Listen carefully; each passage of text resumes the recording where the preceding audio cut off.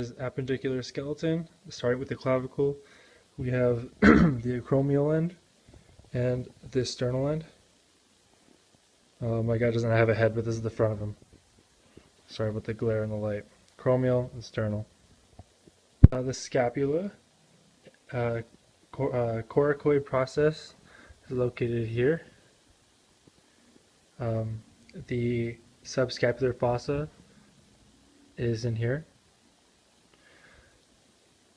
Glenoid cavity is right here where the ball and socket joint would meet. Spine of the scapula is here, would be this piece. The acromion is up here where it connects the acromial end of the scapula, so would be this area. Spinous fossa is here, it's this indentation. Infraspinous fossa would be the indentation, the great wing, most likely. I mean, mostly, not most likely. Basically, it's this whole wing down here. So that's the supraspinous fossa. Infraspinous fossa. Sorry, it's infraspinous. Supraspinous is up here. Supra, infra. Sternoclavicular joint.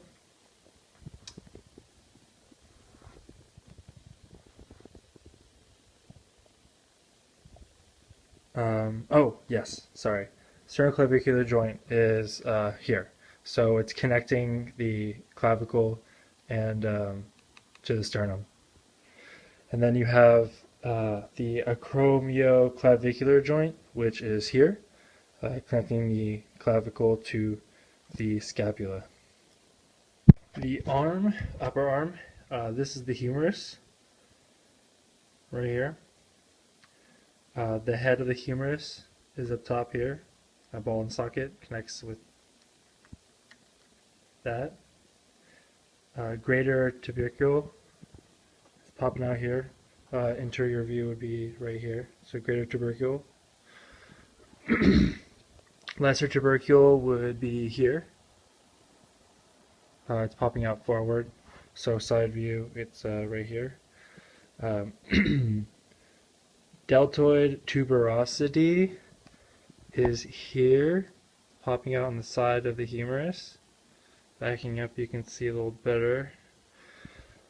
Medial epicondyle, located down here. Oh, sorry about that.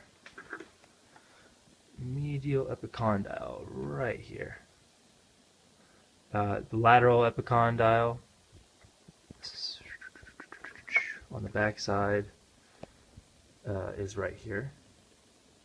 So once again, turning around other side, it is the lateral epicondyle. Coronoid fossa is located here, and the ulna goes inside there. This area connects to the ulna. The capitulum, articulate with the radius in ulna, is located here. The trochlea, which also articulates with the radius in ulna, is located here. And the olecranon fossa, which the ulna goes in and allows the process of the ulna to move freely when the elbow is flexed and extended, is located, that's what I thought, back here. So we're looking at the posterior of the skeleton. Onto the forearm, we have, we're starting off with the ulna. So this is the ulna, right here. And then we have the olecranon located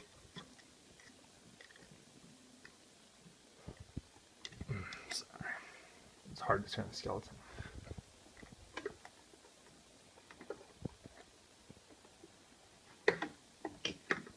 Right there.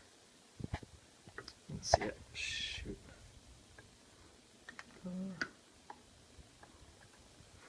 Okay. The olecranon is located right here. Posterior. It's on the ulna. It's in the back of the elbow. Coronoid process. Turn this thing around again. Is right here. Coronoid process. And that is anterior view. The styloid process is in here. Sorry.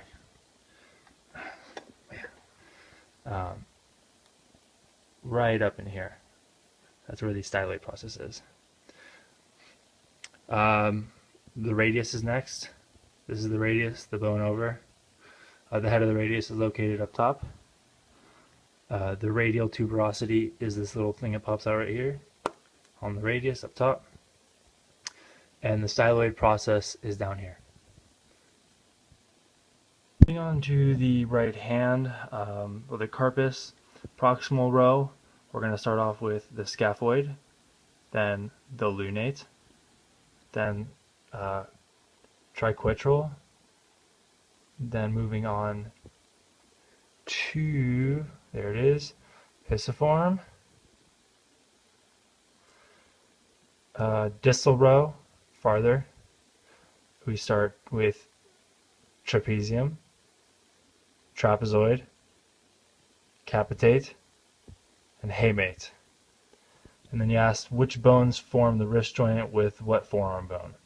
So we have lunate and the scaphoid, lunate and scaphoid, and then we have the radial bone.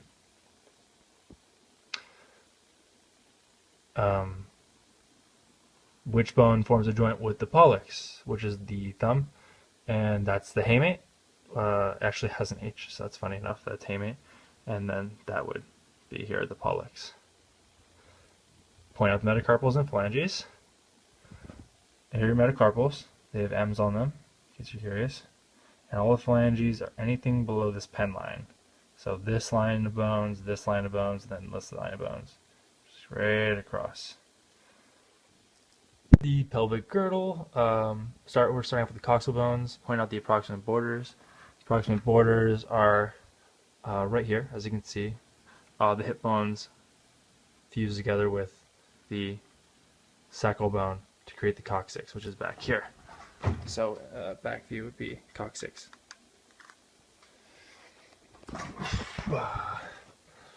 The acetabellum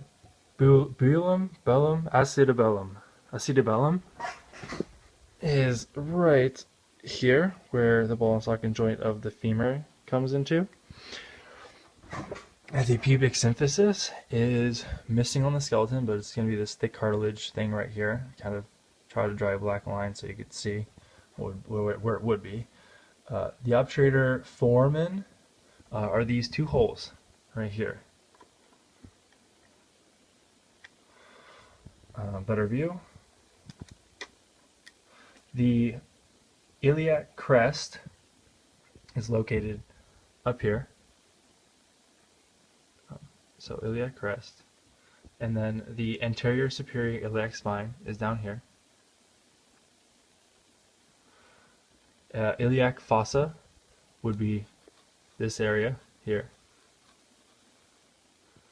A greater sciatic notch would be coming around the back. And it is this curve right here. If this is the coccyx, related to that, it is here. This is the greater sciatic notch. Ischial spine is right below that.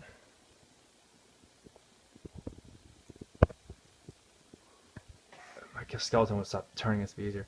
Ischial spine. Then ischial tuberosity is located right here. All these eyes are. Surprisingly, it all matched up. Ischial tuberosity.